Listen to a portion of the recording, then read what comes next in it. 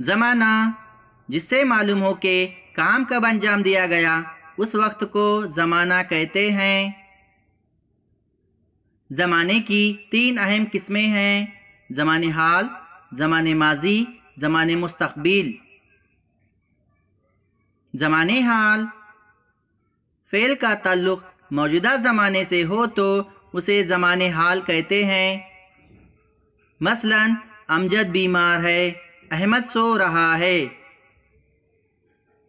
زمان ماضی، فعل کا تعلق گزرے ہوئے زمانے سے ہو تو اسے زمان ماضی کہتے ہیں۔ مثلا ایک تھا راجا، وہ ممبئی جا پہنچا۔